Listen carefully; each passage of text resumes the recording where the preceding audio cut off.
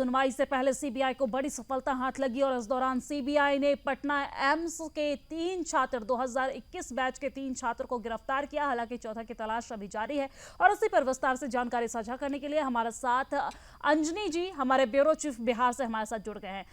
अंजनी जी, जिस तरीके से पूरे पेपर लीक मामले में सीबीआई को एक और बड़ी सफलता हाथ लगी, सीबीआई ने 3 डॉक्टर को गिरफ्तार किया है। उनके पास से जो मोबाइल फोन है, वो लैपटॉप, ये तमाम चीजें बरामद की गई है। पूछताछ भी जारी है। क्या अभी तक के पूछताछ में कोई बातें निकलकर सामने आई है और चौथे डॉक्टर जिसकी तलाश जारी थी उसके बारे में कुछ पता चल पाया क्या?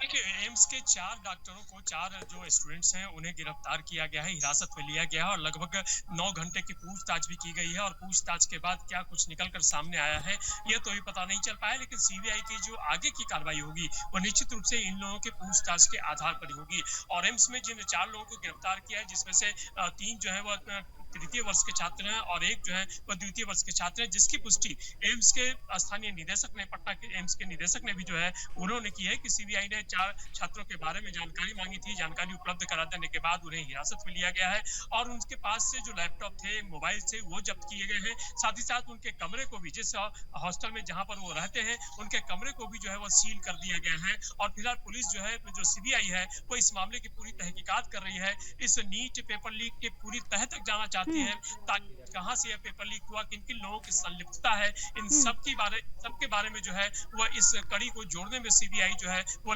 खड़ी है। और पिछले दिनों 2 दिन पहले यदि बात करें तो पटना से गिरफ्तार किया गया था पंकज, और हजारीबाग से राजू नामक युवक गिरफ्तार किया गया था। पंकज नहीं जो है वह उस पेपर को चुराया था, उसने अपनी संलिप्तता इसमें स्वीकार की है और साथ ही साथ ये भी स्वीकार किया जिस ट्रक से वह नीट के क्वेश्चंस पेपर लाए गए थे, उसी नीट ट्रक से जो है वो उसने पेपर को चुराया था। उसके लेकिन बाद अंजनी जी, देखा जाए तो इस पूरे मामले में एक नया मोड़ ये निकलकर सामने आ रहा है कि अब एम्स के जो निदेशक हैं उन्होंने मीडिया से बात करते हुए ये कहा है कि हम सीबीआई की रिपोर्ट आने तक इंतजार कर रहे हैं। जैसे ही सीबीआई की रिपोर्ट आती है, अगर इन छात्रों की संलिप्तता पाई जाती है तो हम भी एक्शन लेंगे। किस तरह का एक्शन हो सकता है इन छात्रों पर?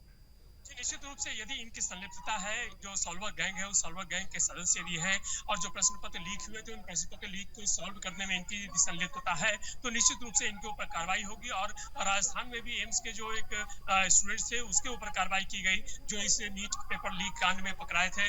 उसके बाद जब ये 4 लोगों को सीबीआई ने जो है हिरासत में लिया है, पूछताछ की जा रही है, तो इनके ऊपर भी सीबीआई की रिपोर्ट के आने के बाद जो है एम्स के द्वारा जरूर निश्चित रूप से जो है कार्रवाई की जाएगी।